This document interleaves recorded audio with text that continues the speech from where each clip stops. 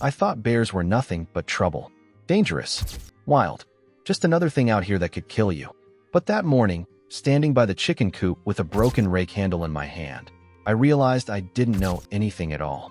It was barely light out, the kind of quiet gray you only get in late spring before the dew lifts. I was checking on the fence, again, because the coyotes had come too close the night before. I hadn't slept. I don't sleep much these days. That's when I heard the sound. Not a howl, not a growl, a dragging, gasping kind of sound. Something heavy moving through wet grass. I froze. There was a weight to it, like something bigger than a deer, but slower. I thought it might be a boar, maybe sick or injured. I took a few steps toward the tree line, my boots sinking into the soft ground. And there he was. A bear. Full-grown, covered in mud and blood. One eye swollen shut. Hind leg barely touching the ground. He looked like he had been through a war. I should have run, or at least backed away. But I didn't. We just stared at each other. He was breathing hard, ribs rising and falling like a bellows. Then, to my shock, he dropped to the ground. Not like an animal lying down to rest. Like something giving up. I gripped the rake handle tighter. My heart was going a mile a minute. What the hell do you do with a bear on your property? He didn't move. Just lay there, sides heaving, eyes half closed. I edged closer. Not too close. 10 steps, maybe. That's when I saw the wound on his side. Deep, crusted over, but fresh enough to stink. Flies were already on it. Something about the way he lay there, it wasn't threatening. It wasn't right, either. Bears don't come to people. Not unless they're desperate or dangerous. Or both. I backed away slowly, got into the house, and locked the door. I stood in the kitchen for a long time, looking out the window, holding my breath like he might explode through the glass. But he didn't. He didn't move at all. An hour passed. Then another. He was still there.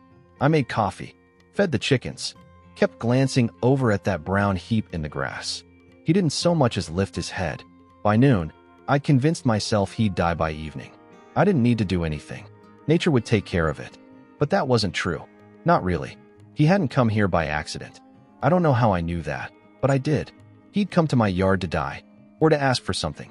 By 3, the sun was out. The flies were worse. He tried to lift his head once and failed. And something inside me cracked. I don't know why I did it.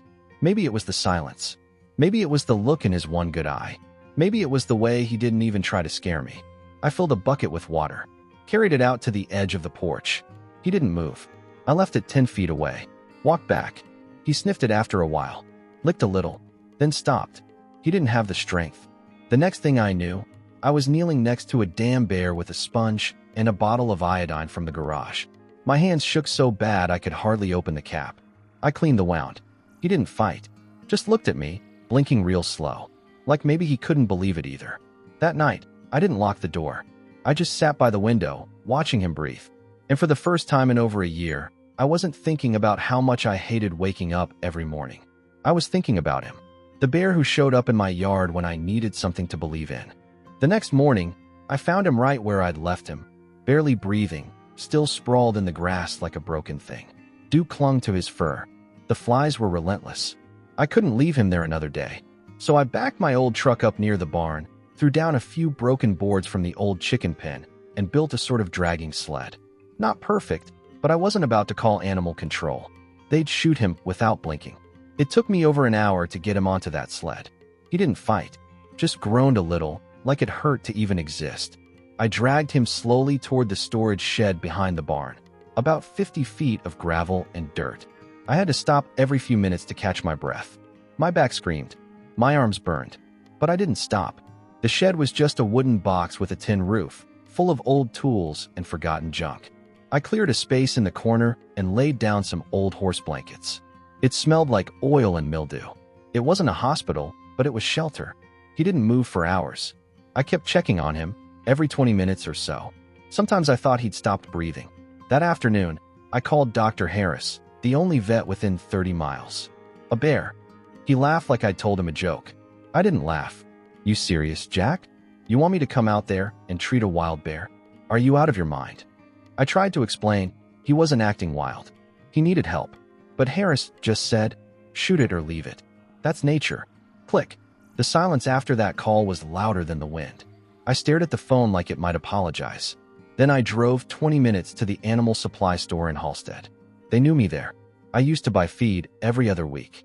That was before I asked for antibiotics. Something for infection. The clerk said they didn't sell meds like that to the public. So I waited until she stepped into the back. And I stole it. 1 bottle of penicillin. 1 bottle of wound wash. Some syringes. I shoved it all under my jacket and walked out like nothing happened. My heart was pounding harder than it did with the bear. Back at the shed, I looked at the needle for 10 minutes before I could make myself pick it up. My hands wouldn't stop shaking. I whispered out loud, like maybe it'd make it easier. I don't know what I'm doing. Don't bite me. He didn't. He just lay there, watching.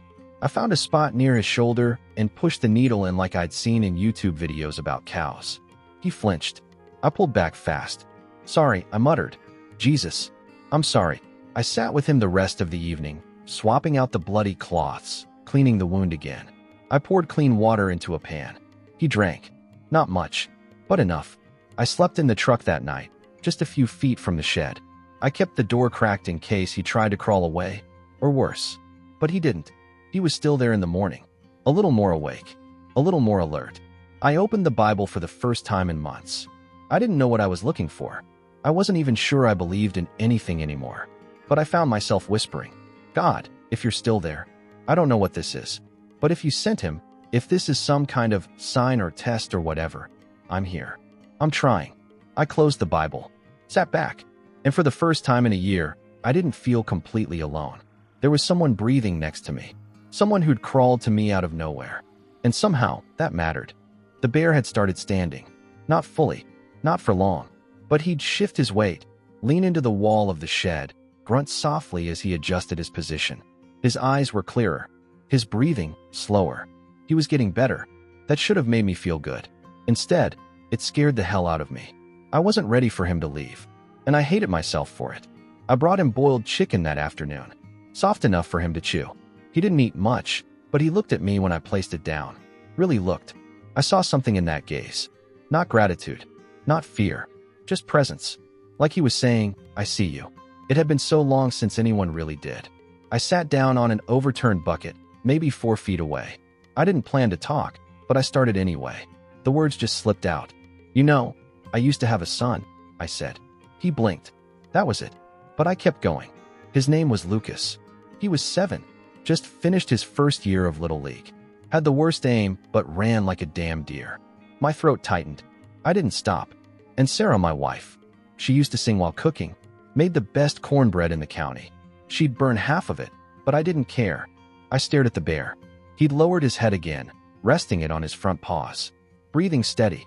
It was raining. That day, I told them to wait. Roads were slick, but she said it would only take a minute to run to town. I swallowed. Hard. Truck didn't see them at the intersection. Silence. I felt the old weight pushing down again, trying to bury me. I stared at the floor, at the muddy blanket, at the half-eaten food. Anywhere but his eyes. I blamed God. Still do sometimes. Blamed the town. Blamed the guy driving. But mostly, I blamed me. For not driving them myself. For being too tired. For saying no instead of yes. My chest hurt like it did that first night, standing by the wreckage. All the sirens. All the people whispering. I didn't cry then. Not at the hospital. Not at the funeral. But now, something warm brushed against my leg. I flinched. The bear. He'd shifted again. His head was in my lap. My whole body tensed. Every cell screamed to move. But I didn't. I didn't move. He lay there, eyes closed, breathing slow. Like it was the most natural thing in the world. Like he belonged there. Like I wasn't poison. I looked down at him. My hand hovered, then gently landed on the back of his neck. Thick fur, coarse but warm. And then it came. Not a sob. Not loud. Just a slow, painful leak. One tear. Then another. My face crumpled without warning. My shoulders shook. I couldn't breathe. Couldn't talk. I cried until my shirt was soaked and my hands trembled. He didn't move. Not once. Just stayed there. That night, I didn't sleep. I sat in the shed, next to him, listening to his breath. I thought about Lucas. About Sarah. About the pieces of me that had shattered and scattered. And somehow, for the first time in a year, I wasn't angry. Just broken. And open. And I think that was the beginning of something. Something I hadn't felt in a long, long time. It was bound to happen. News travels fast in towns like mine. One whisper in the grocery store turns into a town hall debate by sunset. I should have known better than to trust silence. I should have known better than to think I could keep him a secret forever. It started with a knock. 3 days after that night in the shed, someone banged on my door hard enough to rattle the frame. I opened it, and there stood Richard Moore, neighbor, church deacon, and lifelong gossip. "Jack," he said, eyes narrow. "We heard you got a bear back there." I didn't answer. "Folks are talking. Saw your truck at the animal supply store. Said you stole meds. Now, I'm not the law, but I'm telling you, if that thing's still on your land, you better take care of it before someone else does." He didn't wait for a response, just turned and walked off. I stood there, door still open, heart thudding. Behind me, in the shed, the bear stirred.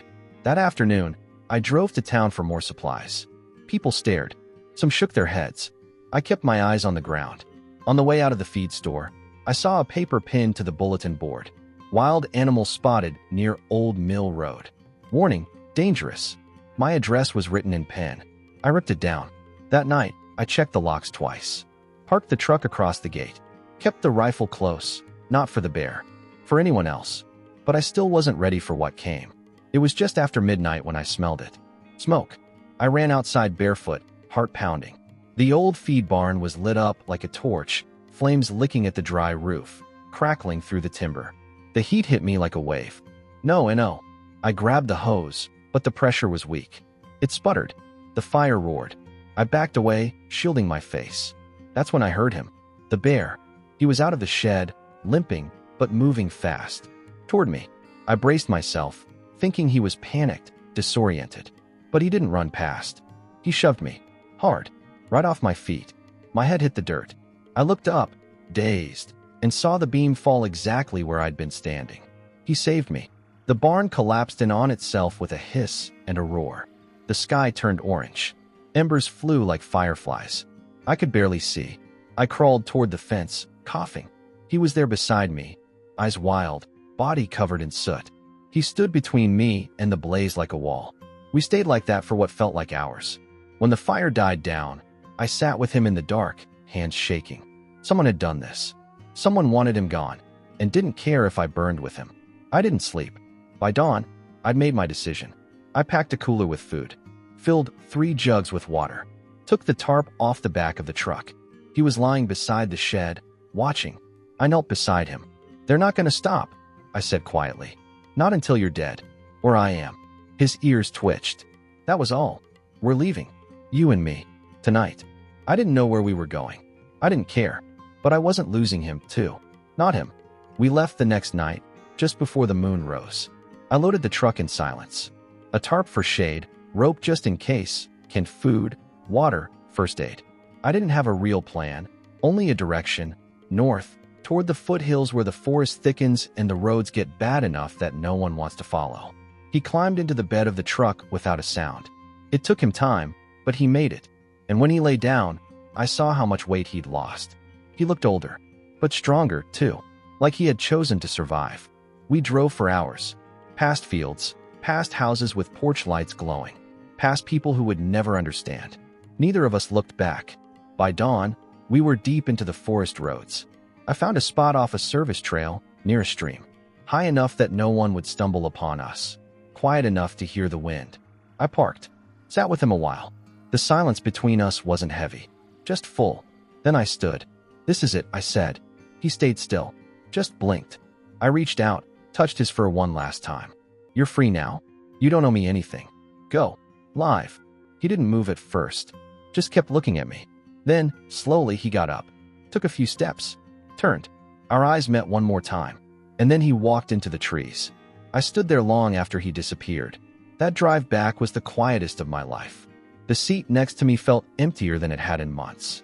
I turned on the radio but couldn't stand the noise. I kept seeing his eyes in the mirror. I kept hearing my wife's laugh, my son's footsteps. I don't remember getting home. A week passed. The shed was empty. The yard, scorched. The burn marks on the barn still there. But I didn't feel anger anymore. Just space. Like something had been cleared out inside me. Sunday morning, I did something I hadn't done in over a year. I visited the cemetery. It was warm. The air smelled like honeysuckle. I brought flowers, wild ones. The kind Sarah liked. I stood by their stones, fingers brushing the names. I miss you, I whispered. I'm sorry I disappeared. I just didn't know how to go on. I closed my eyes, let the breeze carry my breath. And then I saw it, just off the path. A paw print, huge, pressed into the soft dirt. Fresh. I stepped closer. There were more. A slow trail, looping near the trees, circling back toward the graves. He'd been here.